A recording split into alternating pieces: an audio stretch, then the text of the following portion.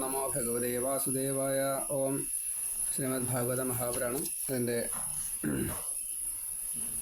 മാഹാത്മ്യം 15 ഭാഗമാണ് നമ്മൾ പറഞ്ഞു വെച്ചത്. 70 ശ്ലോകം പറഞ്ഞു. ഇനി 9 ശ്ലോകം കൂടിയുണ്ട്. 16ാമത്തെ ഭാഗമായിട്ട് ഇത് പറയണു. ഓം. അത്യുഗ്രഭൂരി കർമാണോ നാസ്തികാരൗരവാജന തേപി തിഷ്ഠന്തി തീർത്ഥേഷു തീർത്ഥസാരസ്തതോഗത. 70ാമത്തെ ശ്ലോകത്തിൽ പറയുകയാണ്, രൗരവാജനാഹ, രൗരവത്തിൽ നിന്ന് വന്നിരിക്കുന്നവർ. രൗരവം എന്നുള്ളത് ഒരു നരകത്തിൻ്റെ പേരാണ്. അവിടെ പുഴുക്കൾ അങ്ങോട്ടും ഇങ്ങോട്ടും തിന്നുക എന്ന സ്വഭാവം. ചെറിയ പുഴുക്കളെ വലിയ പുഴുക്കൾ തിന്നും. ഇനി സംഘമായിട്ടാണെന്ന് വെച്ചാൽ ചെറിയ പുഴുക്കൾ അതേ വലിയ പുഴുക്കളെ തിന്നും. മനുഷ്യരെ തിന്നാന്ന് വെച്ചാൽ എന്താവും? മത്സ്യത്തെ തിന്നാറുണ്ട് എന്ന കൂട്ടത്തിൽ രൗരവം. ആ രൗരവാജനാഹ, രൗരവത്തിൽ നിന്ന് വന്ന ഈ കലികാലത്തിലെ ജനങ്ങൾ അങ്ങനെയാണ്. അത്യുഗ്രഭൂരി കർമാണഹ, അവനവൻ്റെ ആൾക്കാരെ തന്നെ തിന്നാന്ന് പറഞ്ഞാൽ അത് അത്യുഗ്ര കർമ്മ, കഠിനമായിട്ടുള്ള ചെയ്യാൻ പാടില്ലാത്ത നമ്മൾ കർമ്മത്തെ പറ്റി പറഞ്ഞു. ആ കർമ്മമാണ്. അങ്ങനെ ചെയ്യുന്നവർ നാസ്തികാഹ. അസ്ഥി എന്ന് വെച്ചാൽ ഉണ്ട് എന്നാണ്. അസ്ഥി ഈശ്വര എന്നാണ്. ഭഗവാനുണ്ട്, അത് ഇല്ല എന്ന് പറയുന്നവരാണ് ന ആസ്തികാഹ, നാസ്തികന്മാർ. ഭഗവാൻ ഇല്ല. അങ്ങനെയുള്ള രൗരവത്തിൽ നിന്ന് വന്ന ഈ ക്രൂരകർമ്മങ്ങളെ ചെയ്യുന്നവർ, ദൈവവിശ്വാസമില്ലാത്തവർ, തേ അഭി, അവരും തീർത്ഥേഷു തിഷ്ഠന്തി, ഈ പ്രയാഗ തുടങ്ങിയിട്ടുള്ള പുഷ്കരം, പ്രയാഗ തീർത്ഥക്ഷേത്രങ്ങളുണ്ടോ, നദീതീരത്തിൽ ഒക്കെ വസിക്കുകയാണ്, ആശ്രമമൊക്കെ കെട്ടിയിട്ടേ. ഈ മഹാകള്ളന്മാർ, എല്ലാ ചീത്തകളും ചെയ്യുന്നതായിട്ടുള്ള കള്ളന്മാർ ഈ തീർത്ഥക്ഷേത്രങ്ങളിൽ ആശ്രമമൊക്കെ കെട്ടി വസിക്കുകയാണ്. കലികാലത്തിൻ്റെ പ്രത്യേകത. തിഷ്ഠന്തി തേ അപി തീർത്ഥേഷു തിഷ്ഠന്തി തതഹ, അതുകൊണ്ട് തീർത്ഥസാരഹ ഗതഃ, തീർത്ഥക്ഷേത്രങ്ങളുടെ ആ സാരമെന്തോ അതും നഷ്ടമായി. ഭാഗവതം നഷ്ടമായിരുന്നു നമ്മൾ നേരത്തെ പറഞ്ഞു. കാരിത കണലോഭേന. ഇതിപ്പോൾ കണലോഭം എന്നല്ല കേട്ടോ, മറ്റവനെ അങ്ങോട്ട് വധിക്കും. അവിടെ വരണവരെ മുഴുവൻ പിഴിയും. നമുക്ക് പല സ്ഥലത്ത് ചെന്നാലും തീർത്ഥക്ഷേത്രങ്ങളിൽ ചെന്നാൽ പിന്നെ അങ്ങോട്ട് പോകണ്ടാ തോന്നും. എന്താ കാരണം? അവിടുത്തെ ജനങ്ങളാണ്. ആ ഭഗവാന് യാതൊരു കുഴപ്പമില്ല. ഒരു തവണ അങ്ങോട്ട് പോയാൽ രണ്ടാമത് വേണമെന്ന് തോന്നണമെങ്കിൽ അവിടുത്തെ ജനങ്ങൾ ആ ഭഗവാനുമായിട്ട് ഒരു താല്പര്യം വേണം. ആ രീതിയിൽ വേണം ഒരു താതാത്മ്യം. അപ്പോഴാണ് സ്വഭാവം നന്നാവുള്ളൂ. ഇത് അന്യനാട്ടിൽ നിന്നും വരുന്നവരെ പിഴിയാണ് എല്ലാ അർത്ഥത്തിലും. മാൻ പവർ ആയാലും ശരി, അതേപോലെ കാശായാലും ശരി. അപ്പോൾ നാസ്തികന്മാരാണ് അവിടുത്തെ ഈ ജനങ്ങൾ എന്ന് പറഞ്ഞാൽ നരകത്തു നിന്ന് നേരിട്ട് വന്നവരാണ്. എത്ര വലിയ ക്രൂര പ്രവൃത്തി വേണമെച്ചാൽ ചെയ്യാം, അങ്ങനെയുള്ളവരാണ്. അപ്പോൾ ഒരു തവണ നമ്മൾ ആ ക്ഷേത്രത്തിലേക്കാണ്ട് പോയാൽ ഇനി ഇങ്ങോട്ട് വരണ്ട എന്ന് തോന്നും. എന്താ കാരണം? അവിടെ ഭഗവാൻ മാത്രമേ ഉള്ളൂ, ബാക്കിയുള്ളവരൊക്കെ ഈ പിഴിയണവരാ. അപ്പോൾ നമുക്ക് പിന്നെ അങ്ങോട്ട് പോകണ്ടാ തോന്നും. അപ്പോൾ അതിൻ്റെ തീർത്ഥക്ഷേത്ര ഈ തീർത്ഥാടനം എന്നുള്ള അതിൻ്റെ ആ സത്ത എന്തോ അത് നഷ്ടപ്പെട്ടു. അതി ഉഗ്ര ഭൂരി കർമ്മമാണ്. അതി എന്ന് പറഞ്ഞാൽ മാക്സിമം, ഉഗ്രം അത് മാക്സിമം തന്നെയാണ്. അത് ക്രൂരമായിട്ടുള്ള അത്യുഗ്രം. അപ്പോൾ അത് ഭൂരി കർമ്മമാണ്. ഭൂരി എന്ന് വെച്ചാൽ കൂടുതൽ എന്നുള്ള അർത്ഥമേ ഉള്ളൂ. ഈ ഉഗ്രം എന്നുള്ളതിന് അതിൻ്റെ പോസിറ്റീവായിട്ട് എടുക്കുമ്പോൾ വേറെ അർത്ഥം വരുന്നുണ്ട് കേട്ടോ. ഇതിപ്പോൾ അങ്ങനെ കണക്കാക്കരുത്. പക്ഷേ ഇവിടെ അത് അർത്ഥം നെഗറ്റീവ് തന്നെയാണ്. അപ്പോൾ ഏറ്റവും ഉഗ്രമായിട്ടുള്ള ആ ഒരു തീക്ഷ്ണമായിട്ടുള്ള എന്നുള്ള അത് കുറച്ചൊരു ഭൂരി കർമ്മാണ, മുഴുവൻ കർമ്മങ്ങളും അതന്നെ ചെയ്യുള്ളൂ ചാലോ ഈ ചീത്ത കർമ്മങ്ങൾ. അതി ഉഗ്ര ഭൂരി കർമ്മാണ. എന്താ കാരണം? അവർ നാസ്തികന്മാരാ. അവർക്ക് ഈശ്വരവിശ്വാസം ഒട്ടുമില്ല. ഈശ്വര അസ്തി എന്നുള്ള ഭാവം അവർക്കില്ല. പിന്നെയോ രൗരവാജനാഹ, അവരെവിടുന്നാ വരണത്? നരകത്തിനാണ് വരണതേ. അവനവനെ തന്നെ അവനവൻ്റെ ആൾക്കാരെ അങ്ങോട്ടും ഇങ്ങോട്ടും തിന്നുന്നവരാണ്. അപ്പം അതിൽ കൂടുതലൊന്നും പറയാനില്ല.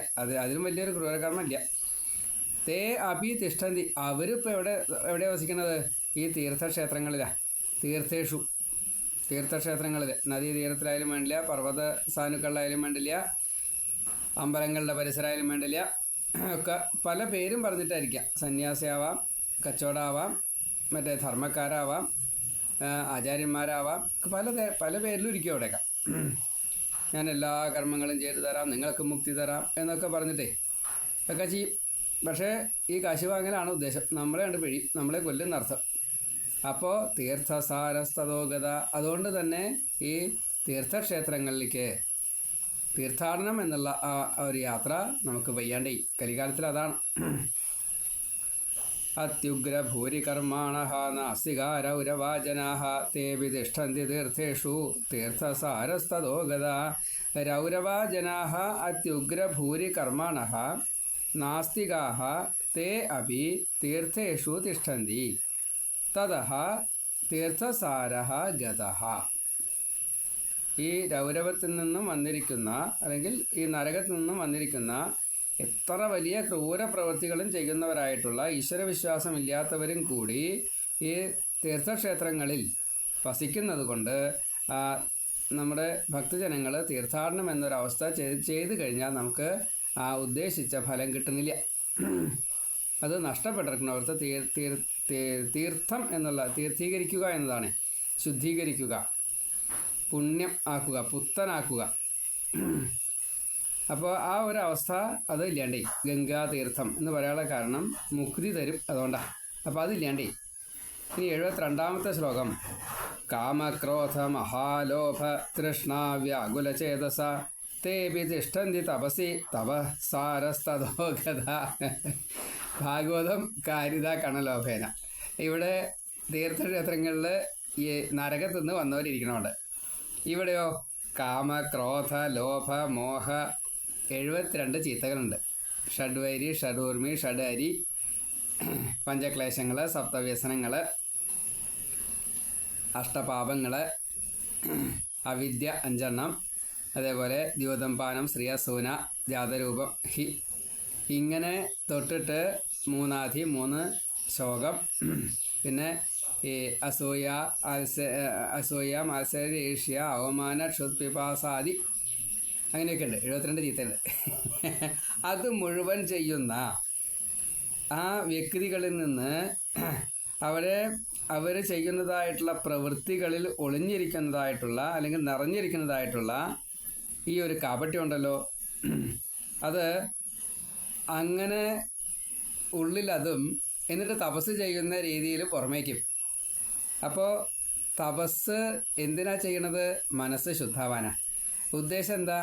ആരെയാ കണ്ടുവച്ചാൽ അയാളെ പറ്റിക്കണം, അയാളെ വധിക്കണം, അയാളിൽ നിന്നുള്ളത് മുഴുവൻ സ്വന്തമാക്കണം.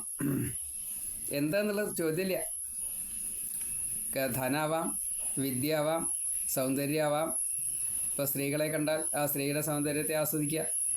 ഇങ്ങനെ തോന്നിയാസല്ലാണ്ട് കക്കുക, അവരിൽ നിന്ന് മുഴുവൻ ഊറ്റുക തന്നെ. തപസ്സിൻ്റെ ഉദ്ദേശം എന്താ? മനഃശുദ്ധിക്ക് വേണ്ടിയിട്ടാണ്. അപ്പോൾ തപസ് ചെയ്യുന്നവരൊക്കെ തപസ്വികളാണ് എന്നുള്ളത് പറയാൻ പറ്റാണ്ടേ. കാരണം തപസ്സിൻ്റെ സാരം നഷ്ടപ്പെട്ടു. കപടലോകത്തിൽ ഇനി അവരുടെ ഒരു കാര്യം, കപടലോകത്തിൽ എന്നുടെ കാവട്യം സകലരും കാൺമതാണൻ പരാജയം. അവരുടെ ഒരു ചെറിയൊരു വിഷമം എന്താ വെച്ചാൽ അത് ആൾക്കാർ കണ്ടുപിടിച്ച് കഴിഞ്ഞാൽ ശിക്ഷയും കാര്യങ്ങളൊക്കെ കിട്ടും. അപ്പോൾ അവർക്ക് ചെറിയൊരു വിഷമം ഇത് മാത്രമേ ഉള്ളൂ. എൻ്റെ കാവട്യം ബാക്കിയുള്ളവർ കാണാതിരിക്കാൻ ഞാൻ എന്തൊക്കെയാണ് വേണ്ടത്? അതിനാണ് വേഷമൊക്കെ. വേഷം കെട്ട് പിന്നെ വല്ലവരൊക്കെ വരുമ്പോൾ ആ രീതിയിലുള്ള പലതും കാണും. സ്വഭാവത്തിൽ പലതും കാണിക്കും. തപസ്സാണ്. ഞാൻ പുറത്തേക്ക് പോകുന്നില്ല, ഞാൻ ഒന്നും കഴിക്കില്ല, ചീത്തയൊന്നും കഴിക്കില്ല. അതാണ് മദ്യപാനവും മാംസവും ഒന്നും കഴിക്കില്ല. ഒന്നും പറയാതെ നിർത്തിയില്ല. അപ്പോൾ അതുകൊണ്ട് തപസ് എന്നുള്ളത് ചെയ്യാൻ തപസ്സുകൾക്കുള്ള പ്രത്യേകതയെ അറിഞ്ഞാൽ മാത്രമേ പറ്റുള്ളൂ. പ്രധാനം ഇതാണ്, മനഃശുദ്ധിയാണ്. അപ്പോൾ ദേഹശുദ്ധിയും മനഃശുദ്ധിയും തപസ് കൊണ്ട് കിട്ടും. അതുകൊണ്ട് തന്നെ പാപങ്ങൾ മുഴുവൻ ഇല്ലാണ്ടാവും. ഇത് ഈ നെഗറ്റീവ്സ് മുഴുവൻ ഉള്ളിൽ 72 ചീത്ത ഉള്ളിലുണ്ട്. അത് വെച്ചും കൊണ്ട് ഈ തപസ് ചെയ്യുമ്പോൾ തപസ്സിൻ്റെ സാരം നഷ്ടപ്പെട്ടു. കാമക്രോധ മഹാലോഭ തൃഷ്ണ വ്യാകുലചേതസ. അപ്പോൾ ഈ കാമം, ആഗ്രഹം, ക്രോധം, ശുണ്ഠി, മഹാലോഭം, എത്ര കിട്ടിയാലും പോരാ. അതേപോലെ തൃഷ്ണ, നടക്കാത്ത കാര്യങ്ങൾ നടക്കണം എന്നുള്ള തോന്നൽ, വ്യാകുലം, ഇത് നടന്നില്ലല്ലോ എന്നുള്ള തോന്നൽ, വ്യസനം, ഇങ്ങനെയുള്ള ചേതസന്മാരായിട്ട് മനസ്സ് അശുദ്ധമായിട്ട് തേ അഭി അവരും ഇപ്പം എന്താ ചെയ്യണത്? തിഷ്ഠന്തി തപസി, അവരും തപസ് ചെയ്യണേ. എവിടെ? ചിലപ്പോൾ കാട്ടിലാവാം, ചിലപ്പോൾ നാട്ടിലാവാം, ചിലപ്പോൾ അമ്പലത്തിലാവാം, ഒക്കെ ഉണ്ടാവും. എന്നിട്ടോ തപസ്സാരസ്തോഗത, അതുകൊണ്ട് തപസ്സിൻ്റെയും സാരം നഷ്ടപ്പെട്ടു. ഇനി 73-ാമത്തെ ശ്ലോകം. മനസശ്ചാജയാല്ലോഭാദ് ദംഭാത് പാഖണ്ഡ സംശ്രയാത് ശാസ്ത്രാൻ അഭ്യസനാച്ചൈവ ധ്യാനയോഗഫലം ഗതം. ഇനി ധ്യാനം. ഇപ്പം നല്ല തമാശ. ധ്യാനം ശീലിക്കൂ എന്ന് പറഞ്ഞിട്ട് കുറേ ആൾക്കാർ അങ്ങനെയുണ്ട്. ധ്യാനം പറഞ്ഞാൽ ആദ്യത്തെ ഈ യമനിയമങ്ങൾ പാലിക്കണ്ടേ, അത് കഴിഞ്ഞിട്ട് വേണ്ടേ ധ്യാനത്തിലേക്ക് എത്താൻ.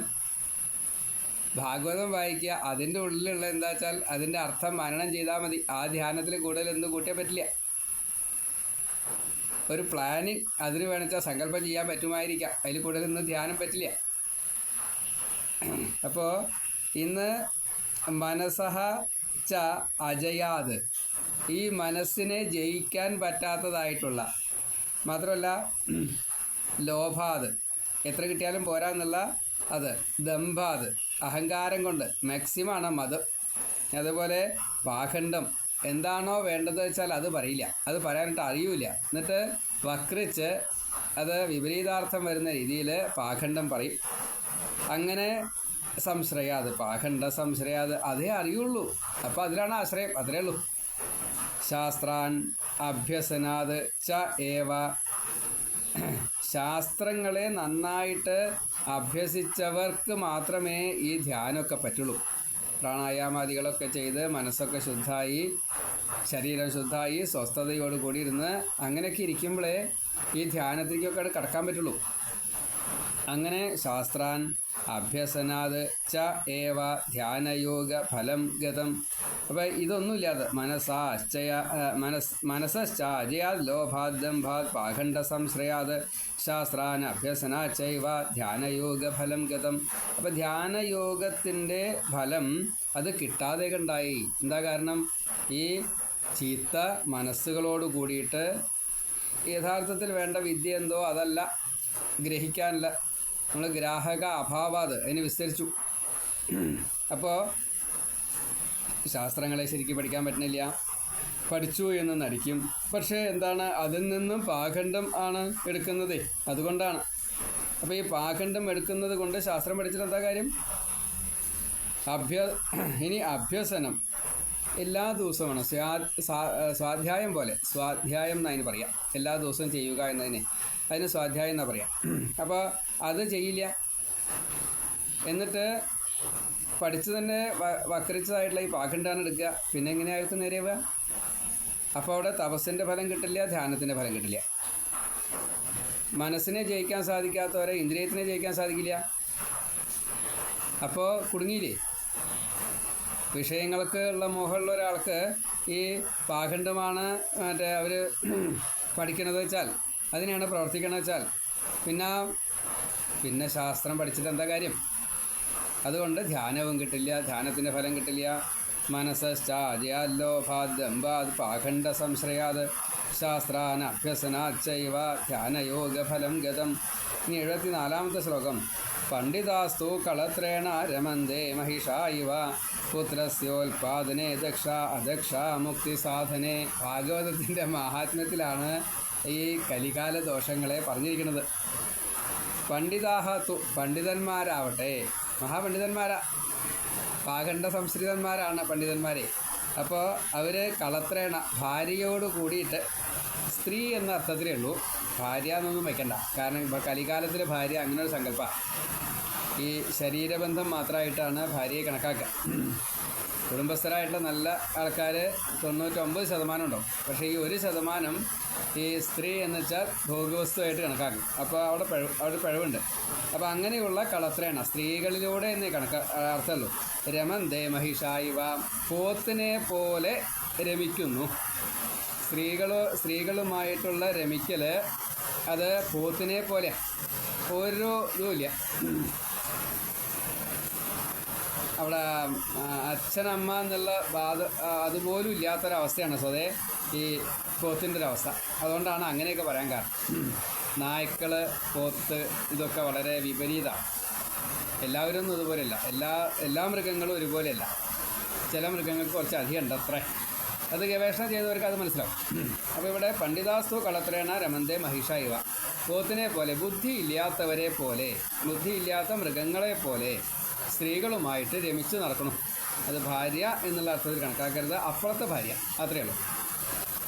എന്തിനാത്? പുത്രസ്യ ഉൽപാദനെ ദക്ഷ, പുത്രനെ ഉൽപ്പാദിപ്പിക്കുക എന്ന ആ ദക്ഷത എന്നുള്ളത് ശ്രേഷ്ഠം എന്നാണ്. അതിന് മാത്രം നല്ല കഴിവുണ്ട് പുത്രനെ ഉൽപ്പാദിപ്പിക്കാനുള്ളത്. ഇന്ന് പുത്രനെ ഉൽപ്പാദിപ്പിക്കാനുള്ള കഴിവുമില്ല, ഈ ഭോഗത്തിന് മാത്രമേ കഴിവുള്ളൂ. അദക്ഷ മുക്തി സാധനെ. ഇനിയോ മുക്തി കിട്ടാൻ വേണ്ടിയിട്ടുള്ള സാധനാഭക്തി, അതായത് സാധനാഭക്തി എന്നുള്ള സ്ഥിരമായിട്ട് ഉപാസിക്കുക എന്നത് വശമില്ല. അതെന്താ അങ്ങനെ പറഞ്ഞ്? ഇവിടെ രണ്ടർത്ഥത്തിലുണ്ട്. ഒന്ന്, ഈ ഉപാസന എന്നുള്ളത് പറ്റില്ല എന്ന്. രണ്ടാമത്, ഈ ഭോഗം എന്നുള്ളത് ഇല്ല നമുക്ക്. പുത്രനെ ഉൽപ്പാദിപ്പിക്കാൻ വേണ്ടിയിട്ടുള്ള കാമം ഞാനാണ് എന്ന് പറഞ്ഞിട്ട് പരമ്പര നിലനിൽക്കണം. അപ്പം അതുകൊണ്ട് അതാണെങ്കിൽ ഈശ്വര വിചാരത്തോടു കൂടിയിട്ട്, ഈശ്വര അംശമായിട്ട്, എൻ്റെ പുത്രൻ തന്നെയായിട്ട്, ഞാനാരാ? ഞാൻ ഈശ്വര വിശ്വാസിയാണ്. അപ്പോൾ എനിക്ക് എൻ്റെ പുത്രനായിട്ട് ഈശ്വരൻ്റെ അനുഗ്രഹത്തോടു കൂടിയിട്ട് ഈശ്വരനിലേക്ക് എത്താൻ എനിക്ക് എന്തെങ്കിലും കുറവുണ്ടെങ്കിൽ, ഞാൻ മരിച്ചു പോയാൽ എനിക്ക് പിണ്ടം, ശ്രാദ്ധം ഒക്കെ ചെയ്യാവുന്ന പരമ്പരയ്ക്ക് ഭഗവാൻ തന്നെ പുത്രനായിട്ട് വരണേ എന്ന് പ്രാർത്ഥിക്കാം. അങ്ങനെ ഉണ്ടാകുന്ന പുത്രൻ, പുത്രി, അതിൽ പുത്രിയുടെ മകൻ പിണ്ടം വെച്ചാലേ മുക്തി കിട്ടുള്ളൂ. മകൻ പിണ്ടം വെക്കണം, മകളുടെ മകൻ പിണ്ടം വെക്കണം എന്നൊക്കെയാണ് കണക്ക്. അങ്ങനെ ഏറ്റവും ചുരുങ്ങിയത് 7 തലമുറയെങ്കിലും നമുക്ക് പിണ്ടം വെക്കണം. ഇന്നിപ്പോൾ അച്ഛൻ്റെയും അമ്മയുടെയും പിണ്ടം വയ്ക്കാൻ തന്നെ, ശ്രാദ്ധം ചെയ്യാൻ തന്നെ മടിയാണ്. പല പ്രശ്നങ്ങൾ, കാരണങ്ങൾ എന്തോ ആയിക്കോട്ടെ, ഒന്നും വിഷയമില്ല. എന്തായാലും മുക്തി സാധനം ആയിട്ട് ഈ കളത്രത്തോട് കൂടിയിട്ട്, ഭാര്യയോട് കൂടിയിട്ട് രമിക്കൽ അത് പതിവില്ല. പുത്രന് ഉണ്ടാവാൻ വേണ്ടിയിട്ട് ഈ ഒരു ലക്ഷ്യത്തോട് കൂടിയിട്ട് പതിവില്ല. അപ്പോൾ അതുകൊണ്ട് അദക്ഷൻ, ശ്രേഷ്ഠനല്ലാത്തൊരവസ്ഥയാണ്. മുക്തി കിട്ടാൻ അർഹതയില്ലാത്തൊരവസ്ഥയെത്തി, അതിനുള്ള കഴിവില്ലാത്തൊരവസ്ഥയെത്തി. കലികാല കാരണം ഈ പാഖണ്ഡ സംശ്രയാത് കാരണതാ. പണ്ഡിതാസ്ത്രു കളത്രേണ, പാണ്ഡിത്യമൊക്കെ ഉണ്ടേ, പക്ഷേ വക്കറാണ്. എന്താ ചെയ്യുക? പാഖണ്ഡന്മാരാണ്. രമന്തേ മഹിഷ ഇവ, പോത്തിനെ പോലെ രമിക്കുകയാണ്. പുത്രസ്യോൽപാദനേ ദക്ഷ. ഇനി ഇതിലിപ്പോൾ ഭാഗവതം അത് അത്രേ കണക്കാക്കി ഉണ്ടാവുള്ളൂ. ഉണ്ടാവും കേട്ടോ, പറയുന്നുണ്ട് വരുത്തിയിൽ പുത്രന്മാരുണ്ടാവില്ല, ഞെരുക്കാണെന്നൊക്കെ പറയുന്നുണ്ട്. അപ്പോൾ പുത്രനെ ഉണ്ടാക്കുക എന്ന അതിന് മാത്രമേ ലക്ഷ്യമുള്ളൂ. ഭോഗിക്കുക അതിന് മാത്രമേ കഴിവുള്ളൂ. അദക്ഷ മുക്തി സാധനെ, മുക്തി കിട്ടാൻ അർഹതയില്ലാത്തൊരവസ്ഥയിലാണ് എന്ന് പറഞ്ഞു. നഹി വൈഷ്ണവതാ കുത്ര സമ്പ്രദായ പുരസ്സര ഏവം പ്രളയതാം പ്രാപ്തോ വസ്തുസാര സ്ഥലേ സ്ഥലേ. സമ്പ്രദായത്തെ അനുസരിച്ചുള്ള വൈഷ്ണവധർമ്മം ഒരാളും ഒരു ദിക്കിലും വേണ്ട രീതിയിൽ ചെയ്യുന്നില്ല. ഇങ്ങനെ എല്ലാ ദിക്കിലും ഈ ഈശ്വരോപാസന എന്നുള്ള രീതിയിൽ കണക്കാക്കേണ്ട ഒന്നും ഇല്ലാത്തൊരവസ്ഥ വന്നു. നഹി വൈഷ്ണവത, എവിടെയും വൈഷ്ണവത അതിനില്ല. കുറച്ചൊരു വിഷ്ണു എന്നുള്ള വിശദീതി വിഷ്ണുവാണ്. എല്ലാത്തിലും ഈശ്വരനെ കാണുന്ന ഒരു ഭാവം ആർക്കും ഇല്ലാണ്ടേ. കുത്ര, എവിടെയില്ല എന്നർത്ഥം. സമ്പ്രദായ പുരസര, പാരമ്പര്യമായിട്ട് ചെയ്ത, സമ്പ്രദായം എന്ന് പറഞ്ഞാൽ അതാണ്, ക്രമേണയായിട്ട് ചെയ്തു വരുന്നത്, അച്ഛൻ മുത്തശ്ശന്മാർ പറഞ്ഞു തന്നത് ചെയ്തു വരുന്നത്. ഏവം പ്രളയതാം പ്രാപ്ത, അപ്പോൾ ഇങ്ങനെ ഒരു പ്രളയം സംഭവിച്ചിരിക്കുന്നു, സാത്വിക ഭാവത്തിൻ്റെ പ്രളയം സംഭവിച്ചിരിക്കുന്നു. അതുകൊണ്ട് തന്നെ സ്ഥലേ വസ്തുസാരഹ ന, എവിടെയും ഈ വസ്തുക്കൾക്ക് സാരം നഷ്ടപ്പെട്ടു. നമ്മളിപ്പോൾ സാധാരണഗതിയിൽ ഒരു മരുന്ന് കഴിച്ചാൽ രോഗം മാറണം. മരുന്ന് കഴിച്ചാൽ രോഗം മാറില്ല. എന്താ കാരണം? ആ മരുന്നിൽ വസ്തുസാരമില്ല, അപ്പം രോഗം മാറില്ല.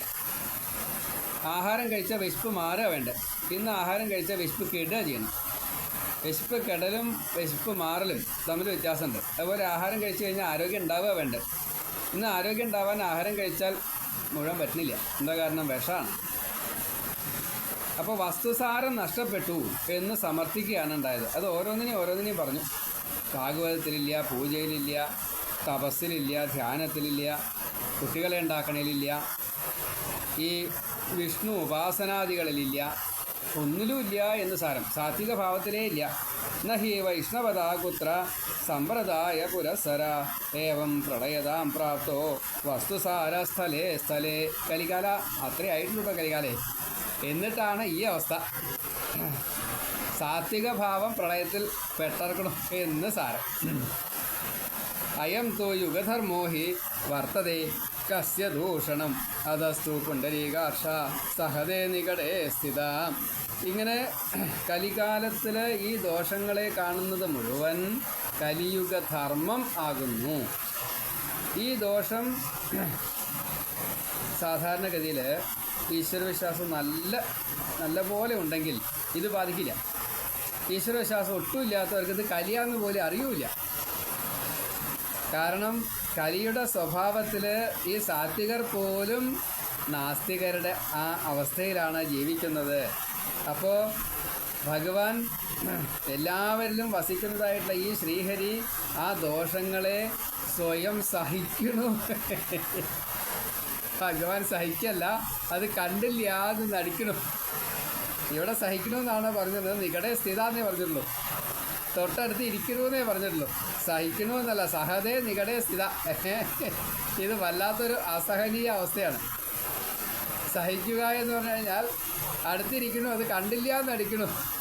ഭഗവാൻ പോതനെ കണ്ടപ്പോൾ കണ്ണടച്ചു എന്ന് ഭാഗവതത്തിൽ പറയുന്നുണ്ട്. ഭഗവാൻ കണ്ണടച്ചു വെച്ചാലും ഭഗവാൻ കണ്ണ് തുറന്ന കൂട്ടത്തിലാണേ. പൂതനയ്ക്ക് ആ കണ്ണ് കാണാൻ പറ്റിയില്ല എന്നേ ഉള്ളൂ. അപ്പോൾ അതെങ്ങനെയാ അറിയില്ല. ഭഗവാൻ എങ്ങനെയാണ് നമ്മളെ സഹിക്കണമെന്ന് ചോദിച്ചാൽ അറിയില്ല. കാരണം നമ്മൾ സാത്വികരാണ്, ഭാഗവതന്മാരാണ്. നമ്മൾ ചെയ്യുന്നതും ഇന്ന് വിപരീതമാണെന്ന് സൂക്ഷ്മമായിട്ട് പരിശോധിച്ചാൽ ഓരോരുത്തർക്കും മനസ്സിലാവും, എത്ര ഗമനായാലും. കാരണം പലതും സംഘദോഷം കൊണ്ട് നമുക്ക് ചെയ്യാൻ പറ്റാത്ത അവസ്ഥയുണ്ട്. അപ്പോൾ മാർഗമില്ല, സഹിച്ചേ പറ്റൂ. അയം തോ യുഗധർമ്മ. കാരണം ഇതാണ്, ഇത് യുഗധർമ്മമാണ്. ഹി ഉറപ്പ വർത്തതേ കസ്യ ദൂഷണം. ഇങ്ങനെയാണ് നമ്മൾ ജീവിക്കുന്നത്, ഇങ്ങനെയാണ് ഇതിൻ്റെ ഇവിടെ അവസ്ഥ. കസ്യ ദൂഷണം. എനിക്ക് വേറെ ആരെയും കുറ്റം പറയണത്? ആരെയും കുറ്റം പറഞ്ഞൊരു കാര്യമില്ല. കസ്യ ദൂഷണം ആരെയും കുറ്റം പറയാം? കലികാല ദോഷമാണ്. നമ്മൾ അങ്ങോട്ടും കുറ്റം പറഞ്ഞിട്ട് ഒരു കാര്യമില്ല, നമ്മൾ നേരെയാവുക, അത്രേ പറ്റൂ. അതഹ തു പുണ്ടരീകാക്ഷ. അല്ലയോ താമരക്കണ്ണനായിട്ടുള്ള ഭഗവാനെ സംബോധന ചെയ്യാണ്. എന്നിട്ട് ആ പുണ്ടരീകാക്ഷൻ എന്താ ചെയ്യണത് എന്ന് പറയാം. ഈ കാരണം കൊണ്ട് ഈ പുണ്ടരീകാക്ഷൻ താമരക്കണ്ണൻ വെച്ചാൽ നമ്മൾ എവിടെ ഇരിക്കുന്നത് ഭഗവാൻ? നമ്മുടെ ഹൃദയത്തിലാണ്, പൊൻതാമരയിലാണ്. ആ താമരക്കണ്ണൻ എന്താ ചെയ്യണത്? സഹതേ നികടേ സ്ഥിത. നമ്മുടെ ജീവൻ്റെ തൊട്ടടുത്തിരിക്കുക. നമുക്ക് കാണുന്നുണ്ടോ? ഇല്ല.